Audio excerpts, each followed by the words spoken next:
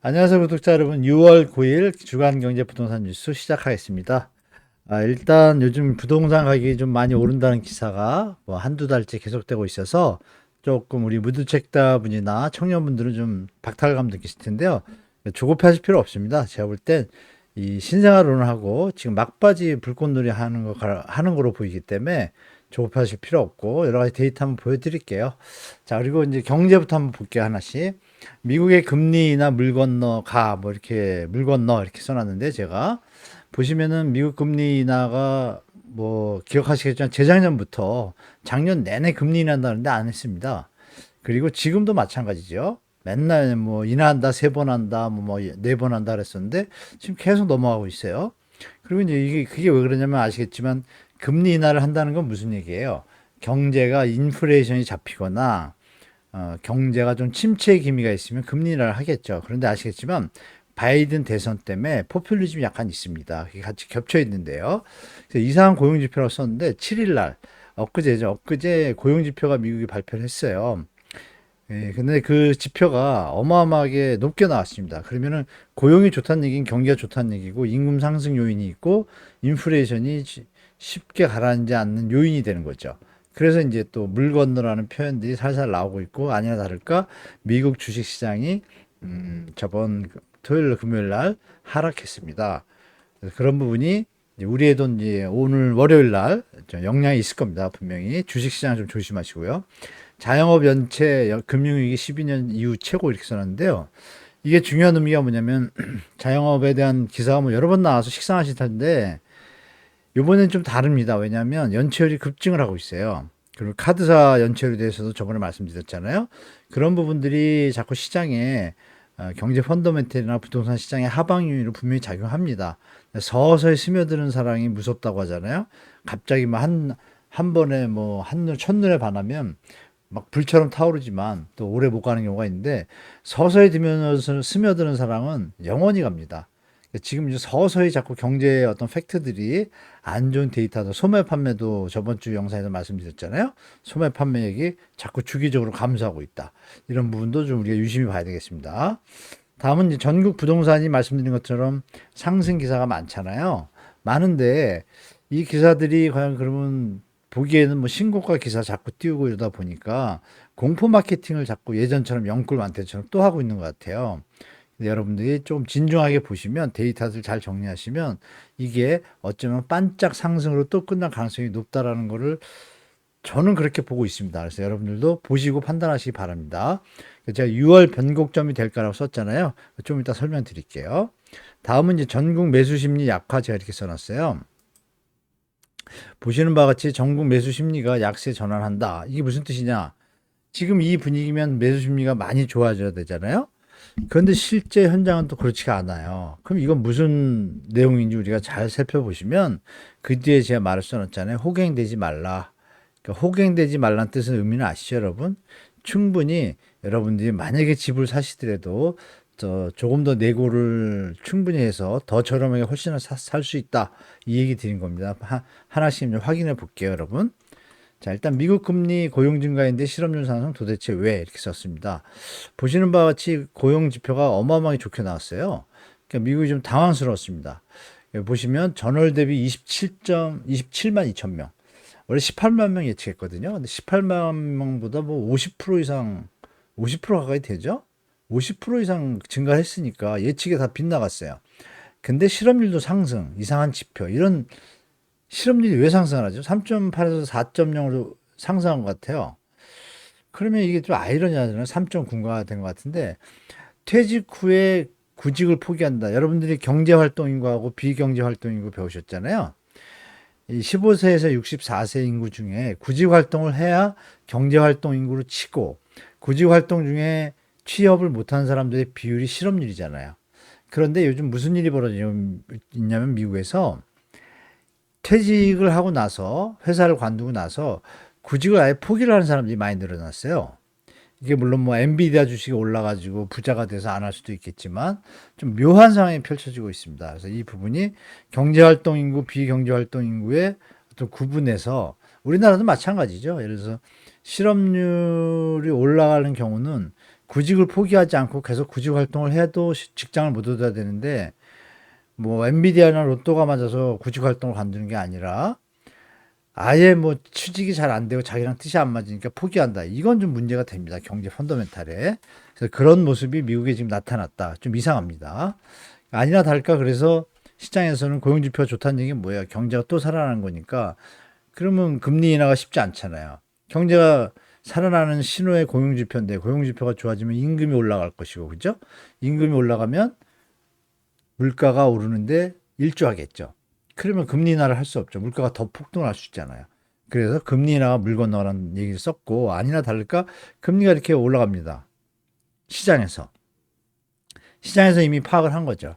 그래서 여기 10년물인데 뭐 잘못 나왔네. 10년물 국채금리도 15.6bp, 2년물도 16.3bp 급등합니다. 그래서 1bp가 0.01%니까요. 여기 보시면 달러 인덱스도 그럼 같이 올라가겠죠. 미국의 금리가 강하다는 얘기는 뭐예요? 그만큼 경제 체력에 대해서 감내할 수 있는 어떤 금리 수준이니까 그러면 여기서 뭐 어떻게 생각하시겠어요? 달러 사는 게 더 좋잖아요. 그럼 달러 수요가 늘어나니까 달러 가치가 올라가겠죠. 그래서 달러 인덱스가 상승합니다. 페드워치 틀에서는 91.8%가 며칠 뒤에 있는 FOMC 회의에서 동결로 떴습니다. 그러면 동결된다고 보셔야 되고 6월도 7월도 저는 물 건너갔다고 보고 9월 돼야 대선 때문에 어떤 액션으로 뭐 0.5나 0.5 할 수는 있습니다. 근데 그것도 지표가 받쳐줘야 되는데 안 받쳐주면 저번 달 여기 보면 이제 4월 달에요. 4월 달에 고용이 툭 떨어집니다. 툭 떨어지니까 뭐예요? 그러면 재무부나 이 정부 기득권들은 이렇게 얘기하죠. 고용이 안 좋으니까 금리를 인하해야 된다. 이런 논리를 핍니다. 그리고 바이든이 그러면 대선에 승리하는 데 도움이 되는 어떤 이런 시나리오가 좀 연결이 됩니다. 그래서 그분도 같이 보셔야 되고 쉽게 될 것 같지 않습니까? 데이터가 안 받쳐주면. 그래서 한국 시간으로 12일 오후 9시에 CPI 발표가 있습니다. 이것도 이제 하나의 변수입니다. 같이 또 나오면 또 말씀드리겠습니다. 그리고 13일 오전 3시에 6월달 FOMC 회의 결과가 나와. 이건 뭐 보나마나 일단 뭐 동결인데 중요한 건 이제 워딩이죠. 어떻게 나오는지 어떤 표현들이 나오는지가 또 중요합니다. 그러면 7월하고 9월, 11월 FOMC 회의 때 어떻게 움직이겠다는 어떤 방향성을 우리가 예측할 수 있습니다. 자, 다음은 이제 이 페드워치의 내용을 보시면 이렇게 말씀드린 대로 91.8% 어마어마하게 뭐 동결이에요. 이게 6월 달이고요. 7월 뭐 이렇게 있는데 제가 쭉 넘어가지고 다음 걸 봤어요. 그러면 언제냐? 11월 정도 가야 이게 뜹니다. 이렇게 12월, 12월, 11월, 12월 찍어줘야 이렇게 47.4%가 5에서 5.25. 여기는 또 5.25에서 5.50. 그러면 우리가 예측할 수 있는 거는 연말까지 가도 5%는 유지가 되거나 정말 상태가 안 좋으면 4.7로 간다는 얘기인데 이 얘기는 경기 침체 둔화로 간다는 얘기예요. 제가 볼 때. 그러면 5% 선에서 마무리될 가능성이 높다. 9월에 한번 0.25 내리고 대선 때문에 그리고 뭐 11월에 내리든지 아니면 12월에 내리겠죠. 중장기적으로 롱텀으로 보면은 이제 결국 내려가는데 지금은 아닌 것 같습니다. 그래서 여러분들한테 저번 얼마 전 영상에도 보여드린 소포 금리라고 있어요. 발음이 제가 정확하지 않은데 이 판매 조건부 채권에 대한 이익 금리 유지인데 이게 시장 금리라고 보시면 돼요. 레포 금리랑 적용되는 건데 여기 보시면 연도가 있잖아요. 이게 같이 페드워치에서 같이 밝혀줍니다. 밝혀주는데 계속 5.25잖아요. 이렇게 쭉 가다가 2024년 9월 지나서 2025년 전에 몇 프로예요? 5%, 5.25나 5%예요. 그리고 2024년 넘어서가지고 2025년 3월 24일 되면 4.83, 거의 5%예요. 그러면 여러분이 예상할 수 있는 건, 금리가 미국이 쉽게 뭐 4% 내려갈 일은 없구나. 내년도. 데이터가 좋아져야지 내려가는데, 이거 데이터 확인해야 되잖아요. 그죠? 그래서 이것도 예상인데, 일단, 소파 금리는 벌써 4.8, 5.0에서 머물고 있다. 5월 달까지. 1년 남았습니다. 1년. 1년 동안 그냥 5%대 유지되는 얘기는 인하의 폭이 적다는 얘기다. 이렇게 해서 여러분도 예측하고 대비하시기 바랍니다.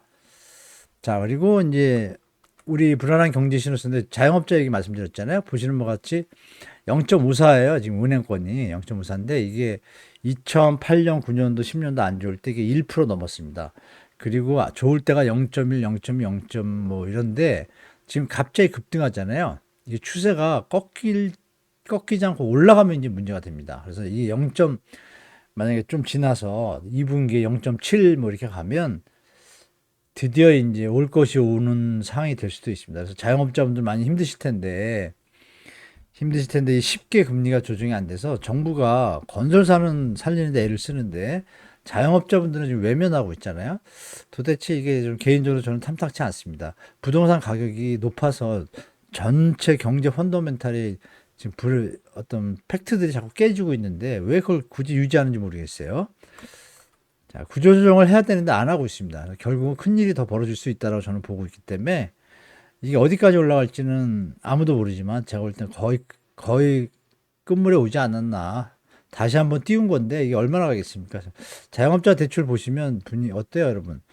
대출 금액이 1,000조 넘은 지는 이미 헐떡 넘었고 예전엔 가계대출하고 자영업자 대출, 개인사업자 대출 합쳐가지고 1,000조 넘었다고 난리 폈는데 지금 자영업자분들만 1,000조, 1,112조예요. 불과 2, 3년 사이에 이게 어마어마한 대출이거든요. 돌려막기 여기 다중채무자도 이렇게 많아요. 2024년 3월분으로 저번에 한번 보여드렸지만 335만 또 늘었어요.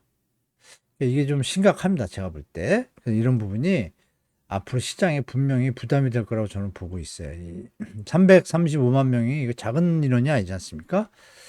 분명히 부담이 된다 이렇게 보시고 그리고 에너지 수입이 감소했는데 지금 수출이 흑자라고 얘기하잖아요. 제가 이제 수출 회복 잘 되어야 하는데 이렇게 썼잖아요. 근데 에너지 수입이 감소를 했습니다. 했는데 그 폭이 원유 수입액이 68억 8,200만 원인데요.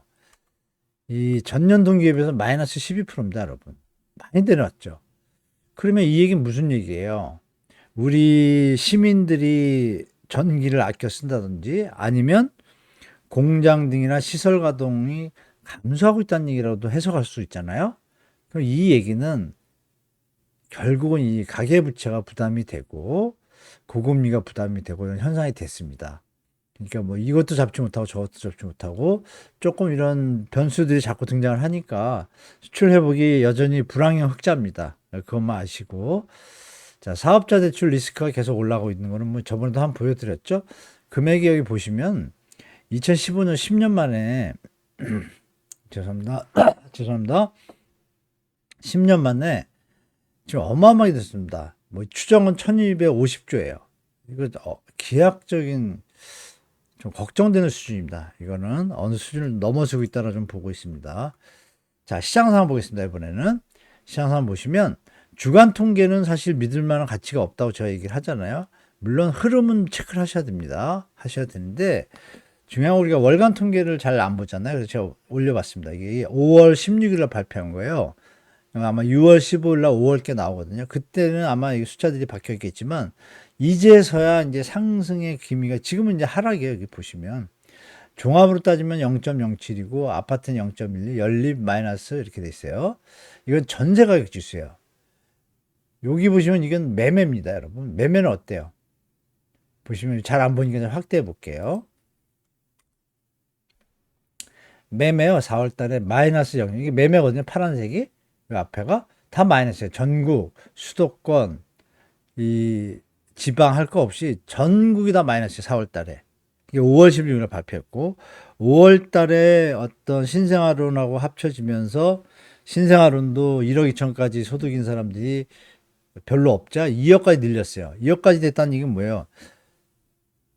한도를 늘려가지고 수요를 일부러 창출한 거예요. 억지로. 그래서 조금 이제 5월 달에 움직입니다. 신생아론 나왔을 때 제가 그랬잖아요.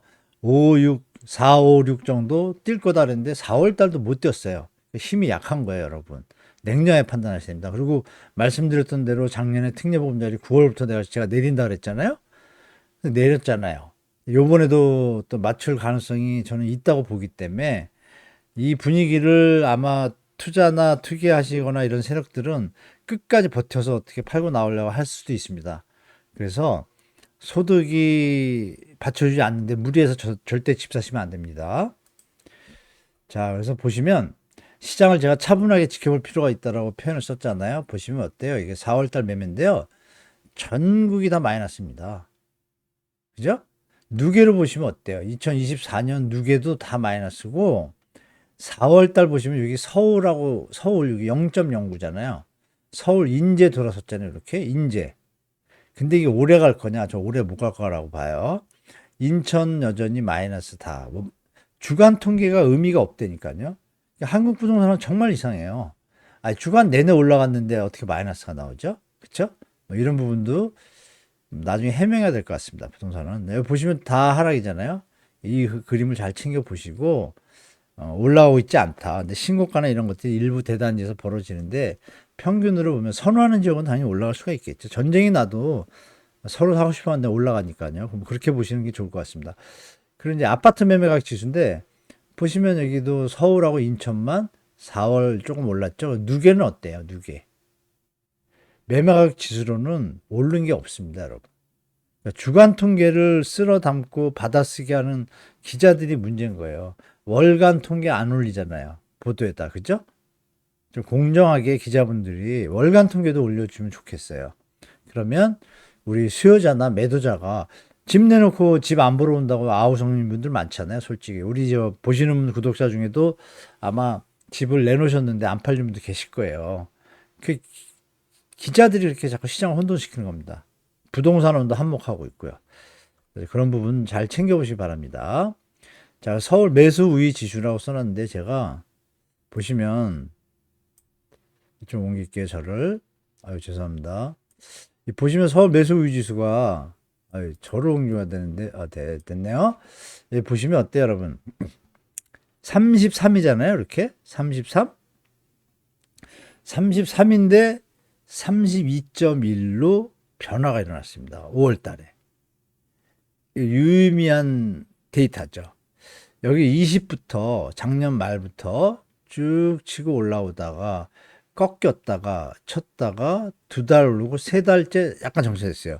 그러면 6월 달 지표가 어떻게 뜨는지가 중요합니다. 이 힘은 더 이상 못 받치고 가라앉을 가능성도 있다.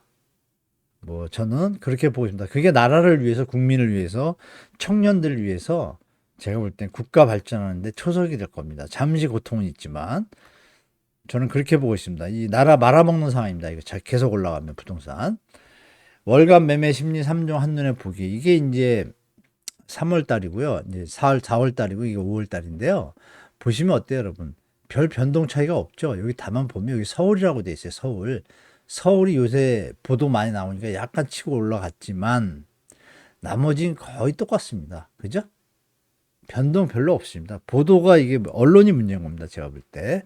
언론이 예를 들어서 여러분 하락되는 지역만 계속 보도하면 어떻게 될까요? 심리가 바뀌겠죠. 근데 지금도 심리가 안 좋아요. 중요한 건 아까 보신 것처럼 매수 위주에서 다시 보시면요, 여러분. 이 부분을 좀 해석해 볼까요? 3.1%가 사람들이 많이 온다고 대답한 공인중개사 사장님들이에요. 매수자가 많다고 이렇게 그죠? 매수자가 많다. 그런데 매수자가 없다, 매도자가 많다는 사람이 70%예요. 3.1%. 25.9가 뭐 매매 계약을 한다 그러지만 그래서 지수가 32밖에 안 나와요. 그러니까 이 부분도 여러분 좀 새겨보시고. 그리고 이 매매 추이인데요. 이거 5월 10일 날 8만 5천 건 돌파했는데 지금 추이를 어떻냐면 요새는 막 좀 올라가고 이런 뉴스 많이 나오니까. 그리고 여러분 아시겠지만 6월 1일이요. 그 부동산에 대해서 재산세 부과 기준일이에요. 그러니까 6월 1일 전에 매도를 잔금을 치면 세금을 안 내도 되는데 지나면 어떻게 돼요? 안 팔렸으니까 아예 좀 더 가져가야지 하고 매물이 보통 감소합니다. 6월 달 들어가면서. 아니나 다를까 조금 줄었죠?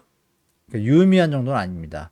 그래서 제가 볼 땐 여전히 세금을 버티지 못하고 그냥 지금 팔아야겠다고 생각하시는 분들이 여전히 많이 남아있다고 보시면 돼요.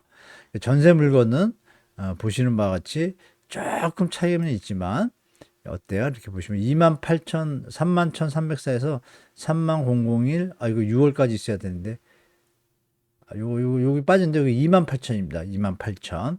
한 1,500, 28,500개 정도 빠져 있습니다. 여기는 한 1,000개 정도 빠졌고요. 그런데 아시는 바와 같이 이제 입주 물량이 시작됩니다. 그것도 이제 같이 보셔야겠죠? 보겠습니다. 자, 입주 물량입니다. 서울에 이제 6월부터 좀 입주 물량이 등장하기 시작하는데요. 상반기보다 하반기가 조금 물량들이 좀 있는데, 보시는 바와 같이 강동 헤리티지 자기가 이제 1200, 1300세대 좀 크죠? 이 정도면 1300세대. 7월 달에 이렇게 100세대, 200 쫙한 것들, 이건 도시형 주택이고요. 그래서 한 600세대 정도 들어오고요. 그럼 한 1800, 1900 정도 되죠. 그리고 1200개 더하면 3000 좀 넘습니다. 그래서 3096세대가 입주합니다. 6, 7, 8월 중에. 그러면 여기 북서울 자의 미아동하고 여기 강동구는 약간 전세 가격이 좀 하방 압력이 좀 등장하겠죠. 매매가도 마찬가지고요. 그렇게 보시면 되고. 다음에 이제 9월부터 볼까요? 9월부터 보시면 9월에는 강동 밀레니엄이 또 들어옵니다. 1150세대. 50세대가 들어오고 10월에는 원래 휘경동 3지구가 1800세대 크게 들어왔는 건데 공사가 요새 재개발 재건축 현장들로 이렇게 공사비 갈등 때문에 좀 늦어졌습니다. 그래서 2025년 6월로 연기됐어요. 11월은 한 895세대, 12월은 317세대. 이렇게 해서 1000개, 여기 1800개 빠지고, 중요한 건 이제 올림픽 파크 프레온입니다. 유명한 둔천주공. 여기서 이제 우리 구독자분들한테 제가 약간 뭐 사죄의 말씀이라기보다는 좀 송구하다는 말씀 좀 드릴까요? 왜냐하면 둔천주공 때 소득 능력이 되시는 분들만 하셔라. 부담 없는 분들. 그렇게 말씀을 드렸고, 웬만하면 부담이 되면 하지 말아라 그랬거든요. 근데 지금 상황이 이제 주택 가격이 막 아파트 가격이 좀 펌핑이 많이 되다 보니까 그런 약간 고착화 현상이 있다 보니까 그분에 대해서 이렇게 생각하시는 분도 계실 거예요. 뭐냐면, 내가 무리해서라도 들어갈 걸 막 이랬던 분들. 근데 그거는 정상적이진 않지 않습니까? 돈 벌려고 투기하려고 들어가는 거지, 그게. 다만 실수요자 입장에서는 들어갈 수 있는데 충분한 상황이었지만 부담되는 선에서 대출액이 너무 많을 때는 부담이 되거든요. 실거주면 또 3년 하고 그리고 팔지를 못하잖아요. 그럼 그거 투기행위잖아요, 투기행위. 그런 면에서 제가 그럼에도 불구하고 실수요자들 중에 제가 약간은 아주 긍정적인 것보단 약간 좀 중도적인 입장에서 말씀드려가지고 조금 요번에 못 사신 분들한테 좀 송구하다는 말씀 전합니다. 자, 끝까지 시청해주셔서 감사드리고요, 여러분. 중요한 건 뭐냐면 현재 제가 덧붙여서 드릴 말씀은 현재 시장 6월 길어야 7월이면 저는 꺾일 거라고 보고 있습니다. 물론 정부가 또 이 보도나 이런 걸 보고 또 여기서 또 부동산 투자 투기를 부추기는 정책을 쓰면 이번 정부는 정말 대한민국 정부가 아닙니다. 제가 볼 때 심각한 겁니다. 이거는. 아니 전국에 2200만 가구가 있는데 무주택자 990만 가구에다가 1주택자 1000만 가구, 다주택자는 250만 밖에 안 돼요. 도대체 누굴 위한 정책을 피는지 정말 제 머리는 이해가 안 됩니다. 270만 원 공급받던 그 대통령 공약은 어디 갔습니까, 도대체? 이게 대통령으로 드릴 말씀이 없네요, 제가. 대통령께서 한 번 더 우리 청년들과 무주택자분들, 또 1주택자지만 자녀분들, 성인들을 데리고 있는 부모님들을 전체적으로 보면 거의 6, 70%가 주택 가격이 안정되길 바라고 있습니다. 그런데 이렇게 주택 가격을 억지로 떠받치고 유주택자 전세 대출까지 해주면서 굳이 이 펌핑된 부동산을 해외에서도 경고하고 있는데 굳이 유지해야 되는 이유가 뭔지 한번 묻고 싶습니다. 대통령이 혹시 이거에 대해서 똑바로 대답을 한다면 이해하겠지만 제가 볼 때 아마 대답 못할 겁니다. 자, 여하튼 제가 뭐 좀 외람된 얘기 드렸는데 우리 시청자 여러분들께서는 이번 하반기까지 충분히 기다리시고 나면 제가 볼 때 조정이 안 된다면 아마 제가 정말 길거리로 나갈 것 같습니다. 더 이상 이 기득권들의 잘못된 행태를 용납해서는 이 대한민국의 미래가 저는 없다고 봅니다. 그렇게 생각하고 여하튼 이번 한 주도요. 여러분들 뭐 건강하셔야 또 이렇게 보니까 마음 비우시고 또 건강을 잘 지키시면서 또 마음 컨트롤 잘 하시고 그러다 보면은 분명히 또 좋은 때가 올 거라고 저는 보고 있으니까요. 이번 한 주도 행복한 한 주 되시기를 진심으로 기원드리겠습니다. 자, 이번 영상 시청해주셔서 감사드리고 다음 영상 때 찾아뵙겠습니다. 감사합니다.